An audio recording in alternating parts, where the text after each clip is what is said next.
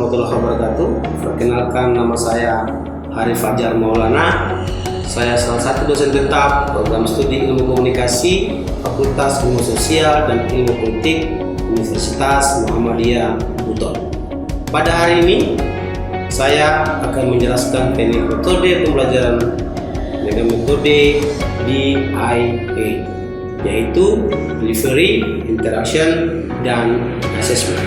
Sebelum saya menjelaskan lebih lanjut teknik pembelajaran saya akan menjelaskan deskripsi singkat, juara yang diharapkan, dan model pembelajaran pada mata kuliah Public Speaking. Mata kuliah ini memberikan pemahaman tentang teori dan praktik berkomunikasi lisan yang dilakukan di depan publik, seperti presentasi ilmiah, pidato formal maupun informal. Mata kuliah ini meliputi identifikasi audiens, merencanakan publik, memahami respon audiens, serta bagaimana melakukan evaluasi hasil. Selain itu, perkuliahan ini bertujuan untuk melatih keberanian dan kreativitas berbicara. Dengan mengikuti mata kuliah Public Speaking, mahasiswa diharapkan mampu memahami konsep komunikasi lisan di hadapan publik, baik secara formal maupun non-formal. Kemudian, mahasiswa mampu membuat perencanaan naskah, baik itu tertulis dan visual, yang disesuaikan dengan audiens. Dan yang terakhir, mahasiswa mampu mempraktikkan berbicara di hadapan publik dengan pemahaman teknik yang tepat. Untuk bisa mencapai kemampuan tersebut, mahasiswa diberikan topik-topik akan dibahas selama 14 kali pertemuan dengan menggunakan media online dan offline. Berikut topik yang saya bahas. Yang pertama, berbicara di depan publik. Yang kedua, ketika public speaking. Dan yang ketiga, listening dan critical thinking. Keempat, menganalisa audiens. Kelima, persiapan dan penulisan naskah pertama. Keenam, persiapan dan penulisan naskah kedua. Ketujuh, teknik public speaking. Kedelapan, teknik public speaking 2. Yang kesembilan, menggunakan alat bantu presentasi. Yang ke-10, master of ceremony. 11, menjadi moderator dan pembicara. Ke-12, how to speak confidently in English. Ke-13, presentasi konsep ujian akhir semester. Ke-14, gladi bersih ujian akhir semester. Jadi dalam mata kuliah ini harapannya mempunyai output atau luaran mata kuliah, mahasiswa dapat mampu menguasai mata kuliah Public Speaking. Nah, setelah kita tahu gambaran singkat mata kuliah yang saya ampu, selanjutnya saya akan menjelaskan teknik pengajaran saya dengan menggunakan DIA. Yang pertama, delivery. Dalam penyampaian materi saya mengambil acuan referensi, yaitu dengan buku referensi pertama, buku Stefan L. Luca dengan judul The Art of Public Speaking. Dan yang kedua, buku pendukung, yaitu buku McCarthy Med dengan judul Public Speaking, Rhetorical Innovation and Public Argument, University of Washington.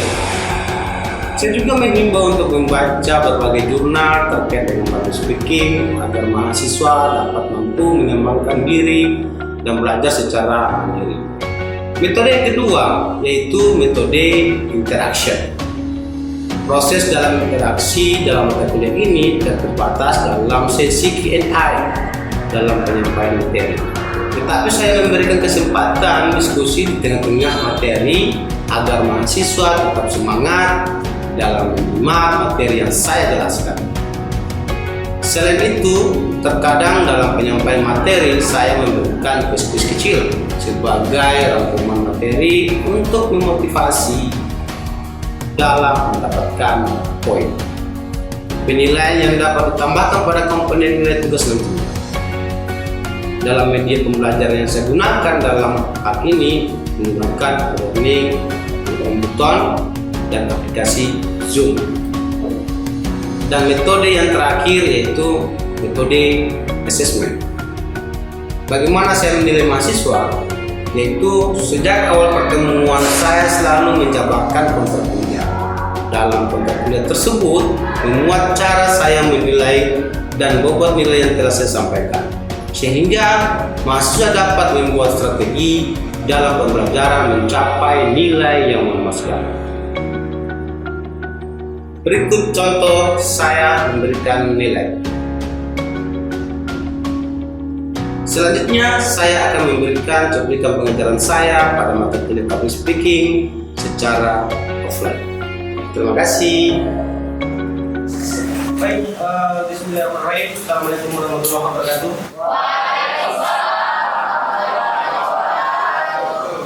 Pertama-tama, mari kita panjatkan puji syukur atas kehadirat Allah Subhanahu wa Ta'ala, karena atas limpahannya kita masih diberikan kesempatan, kesehatan dalam rangka perkuliahan pada siang hari ini. Jadi ini adalah mata kuliah public speaking, di mana mata kuliah public speaking ini ada 14 kali pertemuan.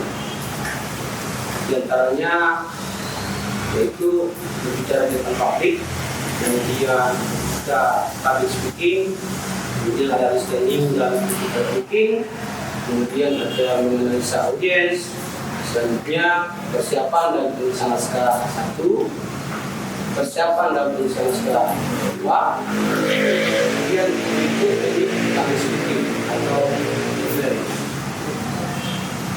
Kemudian yang saya akan absen satu persatu.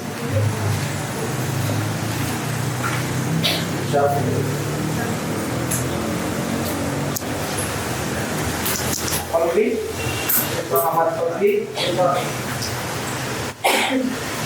Madi Nur Agung Hayat dari Pak. Odi Albayan dari Pak. Argin, Odi Muhammad Nasis dari Pak. Julina dari Pak. Jumat Samsudin dari Pak. Bagian dari Pak. Jayana dari Pak. Nurlina dari Pak. Ikan Tartika Fikri dari Pak.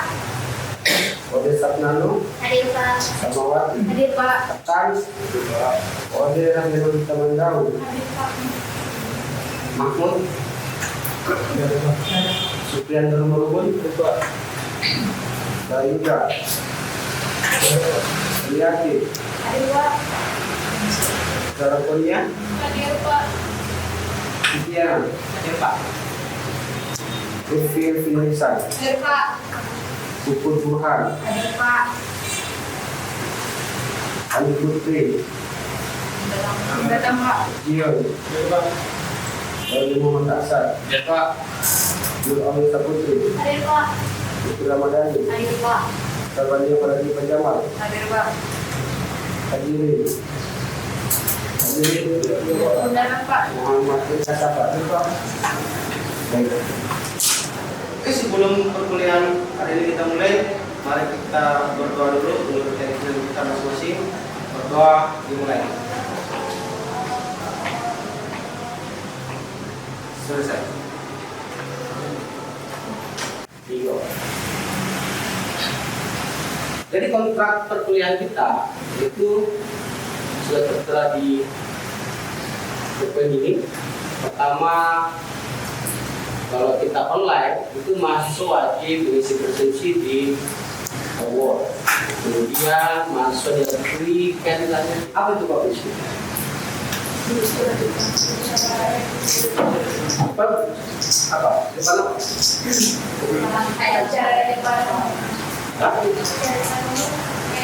Berbicara depan umum, berbicara depan khalayak, apalagi? Apalagi. Jadi public speaking itu bukan asal berbicara di depan umum. Harus mempunyai training vokal yang baik, ini untuk mengelola ide dan bagaimana cara kita mengelola suasana forum ketika kita dalam sebuah forum dunia. Tapi ketika kita di depan publik umum secara luas atau di khalayak orang banyak, itu kita harus mempunyai pengelolaan manajemen di dalam speaking atau berbicara. Jadi, what is public speaking? Public speaking adalah kegiatan menyampaikan informasi di depan publik secara jelas, beralasan, dengan artikulasi yang baik dan kita sampaikan secara efektif. Jadi dalam definisi public speaking ini, itu bagaimana secara jelas kita menyampaikan kata-kata kita yang formal, ide kita yang beralasan dengan artikulasi yang baik, sehingga proses penyampaian pesan yang kita ingin sampaikan kepada orang banyak umum itu secara efektif dapat diterima oleh khalayak orang banyak. Sampai di sini ada yang bertanya? Oke Pak. Oke, yang mau kasih. Bismillahirrahmanirrahim. Assalamualaikum warahmatullahi wabarakatuh. Waalaikumsalam warahmatullahi wabarakatuh. Di sini tadi materinya tentang public speaking Pak. Jadi pertanyaan saya, apa saja yang harus dipersiapkan untuk melakukan sebuah public speaking atau menjadi seorang public speaker? Oke. Jadi untuk menjawab pertanyaan dari saudara Rashid, nanti akan dijawab di slide selanjutnya. Ini baru kita kenal. Jadi kita harus kenal dulu public speaking itu seperti apa. Baik, menurut Lukas, public speaking adalah way of making your part, of sharing with others and of influencing on people. Ada yang mau terjemahkan maksud dari definisi Lukas? Ya Pak. Baik, perkenalkan nama saya Nurlina Ahmadudin. Maksud darinya itu adalah public speaking is a way of making your ideas public, of sharing them with other people, and of influencing other people. Jadi public speaking adalah sebuah jalan yang membuat ide publik, ide tentang publik, lalu sharing, memberikan sharing with them with other people. Jadi kayak kita sharing kepada orang-orang gitu, orang-orang banyak people, and of influencing other people, dan memberikan kepada orang-orang. Jadi menurut Lukas, dalam proses penyampaian ini, bagaimana audiens kita itu dapat menerima ide kita, sehingga komunikasi yang kita lakukan tadi itu dapat berproses secara feedback, ada timbal balik. Apa yang kita inginkan atau apa yang kita tuangkan dalam ide itu dapat diterima oleh. Jadi intinya adalah bagaimana proses ide itu saling mempengaruhi. Tetapi kalau kita berbicara di depan publik seperti figur politik, figur artis, itu harus punya karisma tersendiri di dalam menyampaikan pesan-pesan yang ingin disampaikan kepada publik. Oke, next. Lanjut ya. What is public speaking skill? Apa kemampuan atau skill dalam public speaking? Jadi kemampuan dalam public speaking itu adalah berbicara dan menyampaikan gagasan atau ide di depan saya punya. Itu skill kita di dalam menemukan ide-ide kita dalam berbicara di depan. Tujuannya adalah the power of public speaking. Oke, lanjut. Nah, what is so important? Jadi menurut saya, critical and communication clearly is way more important than environment. Jadi berpikir kritis itu sangat diperlukan dalam penyampaian atau mengelola komunikasi kita. Yang paling utama, mind.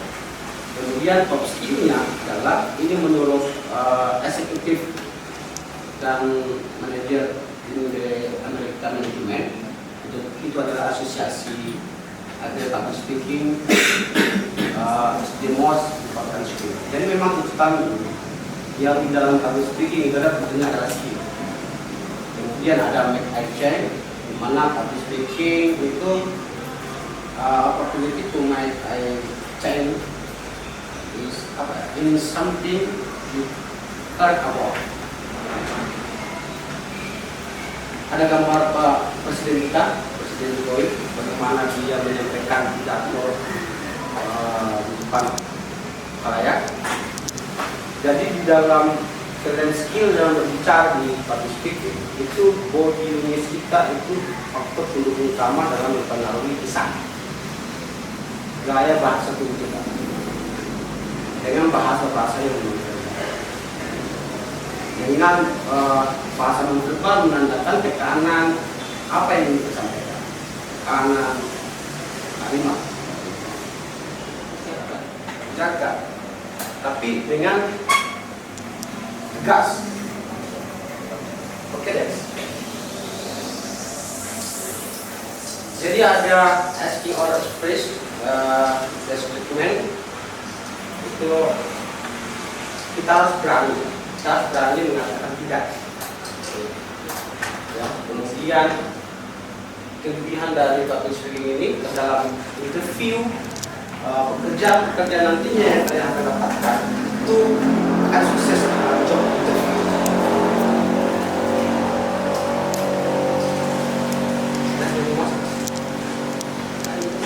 Ada di sini. Nanti dikat-kat deh. Oke, yang lalu Oke, lanjut. Selain itu, kita memang harus berhati-hati dalam tanda kutip. Kemudian sampaikan pesan yang mendatangkan impact yang maksimal. Dan selanjutnya adalah beradaptasi dengan feedback dan kebenaran, baik itu secara verbal maupun secara verbal. Itu cara kita mengelola mana yang percakapan biasa, mana berbicara di depan. Sedangkan perbedaannya adalah public speaking proses berbicara yang memiliki tata cara dan struktur. Public speaking itu berbicara di panggung itu sudah diatur kata-kata, sudah tersistematis apa yang pesan-pesan apa yang kita ingin sampaikan, apa introduction-nya, apa intinya, poinnya, itu sudah terstruktur. Kemudian public speaking itu menuntut lebih banyak bahasa formal yang sudah dimengerti oleh audiens. Jadi gunakan bahasa-bahasa yang dapat dimengerti oleh audiensnya. Jangan sampai kita menggunakan bahasa ilmiah, misalnya bahasa-bahasa Inggris yang dimengerti oleh orang-orang lain. Jadi posisikan public speaker itu harus diposisikan dirinya kepada audiensnya. Jangan sampai kalian berbicara dengan nenek-nenek, kemudian nenek itu tidak mengerti apa yang kita sampaikan, sehingga pesan itu tidak secara efektif dapat diterima oleh kemudian public speaking itu menuntut metode penyampaian yang berbeda dan sekitar konversatif. Jadi memang beda saat kita ngobrol percakapan biasa dengan public speaking.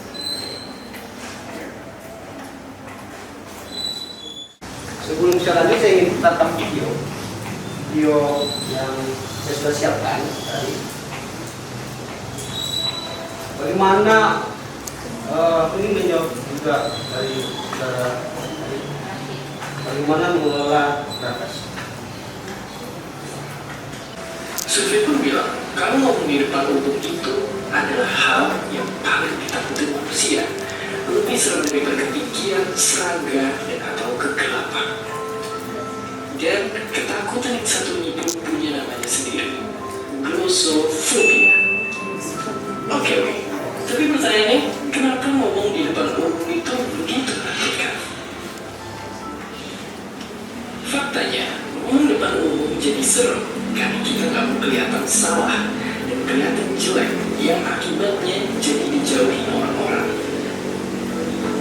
Ya, rasa takut salah itu ngaktifin bagian di otak yang sama kayak bagian yang aktif waktu kita cedera. Rasa sakit ini emang warisan nenek moyang kita yang saking susahnya bertahan hidup dijauhin orang itu sama dengan kematian. Dan gak cuma itu, berada di depan panggung juga ternyata aktifin sistem saraf yang sama kayak waktu kita. Kabar baiknya, kemungkinan besar orang lain gak menghakimi kita sejahat yang kita kira. Bahkan faktanya, kemungkinan mereka akan lebih sering mikirin dirinya sendiri dan gak punya waktu buat mikirin kita. Oke, sekarang coba kita belajar untuk gak lari dari ketakutan, tapi justru berani menghadapinya. Gampangnya, harus selalu ingat kalau gugup itu perasaan yang alami dan gak bisa kita kontrol. Makanya cara menghadapinya adalah fokus ke sesuatu yang bisa kita atur.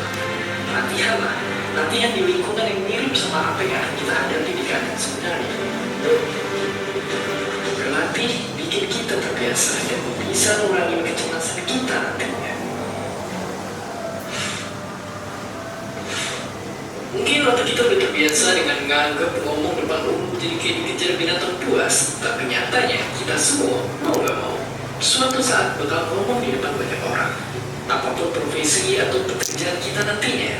Kalau begitu, pilihannya ada dua: lari ketakutan atau tarik nafas dalam-dalam, menangkap diri, lalu maju dan bicara lantang di depan orang-orang. Dan seperti biasa, terima. Oke, tadi cuplikan video sudah dilihat semua. Jadi memang untuk berbicara di tempat itu memang perlu banyak berani, bukan hanya konsep, tetapi berani dan berlatih dalam cepat. Sendiri April saja, itu berlatih berjam-jam. Nah, untuk menjadi public speaker yang baik itu memang perlu latihan serius. Nah, ini adalah 8 hal yang paling ditakutkan mahasiswa di Amerika. Party Western, kemudian university, personal suspension di public, kemudian membuat buku menjadi positif, di mana menambah pengalaman dan berbicara itu sangat faktor pendukung dalam menjadi sebagai public speaker. Public speaker itu adalah orang yang berbicara. Kemudian persiapan yang matang, berpikir positif, visualisasikan kesuksesan public speaking, yakinlah bakal gugup tidak terlalu terlihat. Jadi untuk menyembunyikan gugup itu sebenarnya bagaimana kita memanajemen wajah kita dalam agar dilihat tidak terlalu gugup. Kemudian audiens tidak mengetahui konten speaker sebelumnya.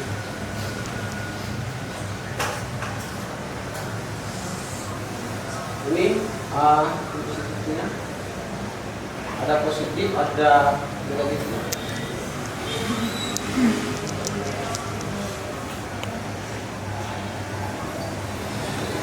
Ada yang bisa bantu saya untuk membacakannya? Oke.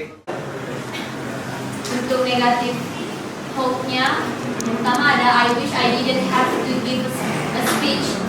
Terus yang kedua, I'm not a great public speaker. Yang ketiga ada I'm always nervous when give a speech. Yang keempat ada no one will interest in what I have to say. Dan yang untuk positive quote-nya, yang pertama ada this speech is a chance for me to share my idea and gain experience as a speaker. Yang kedua ada no one's perfect, but I'm getting better with each speech given. Yang ketiga Antara laki-laki dan perempuan itu hubungannya dirinya dengan situasi eksternal maupun internal. Jadi ada proses pesan, message, kemudian ada minimnya, ada feedbacknya, ada interferensi. Jadi dalam situasi pesan atau perbicaraan percakapan di pagi atau setelah percakapan secara individual atau antar satu dengan yang lain, itu ada proses interaksi. Tapi tergantung situasi. Situasi ini yang faktor pendukung dalam suksesnya kita menyampaikan sebuah pesan. Oke, next lanjut. Nanti di asesmen awal kita. Asesmen awal kita ini nanti kalian pilih salah satu tema di bawah ini. Ada kategori yang paling disukai, ada poin yang paling disukai, ada hal yang paling anda sukai. Maka saya nanti berbicara di depan publik atau di depan teman-teman kalian ini selama 1 atau 2 menit seperti itu. Kemudian nilai penampilan anda dan teman anda setidaknya dalam 2 kategori konteks dan penampilan. Antara penyampaiannya yang dinilai. Nah, ini adalah referensi saya. Nanti kalian cari, download bukunya di e-book ada. Thank you.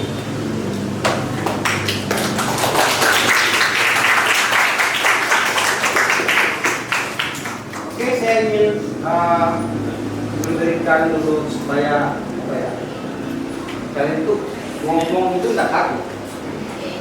Nanti latihan di rumah. Coba ikuti saya. A, I, U, E, O. Nanti kasih depannya apa? A, I, U, E, O. Itu latihan untuk bisa lancar. Dan kalian coba tiap pagi, bangun pagi, buka. Itu juga melatih kalian juga itu udah atau kayak ini langsung. Oke, bertanya. Oke, baik. Bismillahirrahmanirrahim. Assalamualaikum warahmatullahi wabarakatuh. Waalaikumsalam warahmatullahi wabarakatuh. Perkenalkan, nama saya Salmawati. Untuk mengefisiensi waktu langsung saja. Yang ingin saya tanyakan di sini itu bagaimana cara kita membangun suasana yang baik atau stabil ketika keadaan sudah di luar kendali kita. Begini Pak. Ketika kita biasanya kan kalau kita sudah masuk di dalam forum sudah menyampaikan yang kita keluarkan, materi yang kita keluarkan, terkadang itu audiens sudah tidak fokus dengan kita atau pikirannya kemana-mana, sehingga kita kayak rasa kayak apa yang kita sampaikan ini kira-kira dimengerti atau tidak. Jadi bagaimana caranya supaya kita kembali membuat mereka fokus terhadap apa yang kita sampaikan. Terima kasih. Oke, metode speaking itu sangat diperlukan dalam forum atau kelas atau di mana saat kita menyampaikan pesan. Jadi kita buat mereka mengalihkan lagi perhatian mereka ke kita dengan metode speaking. Kayak tadi saya katakan mau coba A, I, U, E, O. Itu salah satu speaking saya untuk kalian bisa kembali fokus dalam menikmati pembelajaran. Sebenarnya kalau forum sudah tidak normal, itu sebagai seorang speaker harus pintar mengalihkan kembali dengan membuat cara-cara supaya mereka dapat kembali normal menikmati apa yang ingin disampaikan. Dengan misalnya disuruh berdiri dulu, refleks. Kita ringankan dulu badan, ringankan dulu pada kita, tangan kita. Kemudian kalau ada yang ngantuk, mungkin kita sedikit begini dulu mukanya. Itu metode yang harus kita, dan itu sangat efisien. Oke, terima kasih banyak untuk materi hari ini, materi pertama kita, pertemuan pertama dalam mata kuliah public speaking. Semoga di pertemuan selanjutnya kalian dapat hadir terus. Dan buat penilaian saya sudah sampaikan bagaimana strategi kalian untuk mendapatkan nilai yang baik.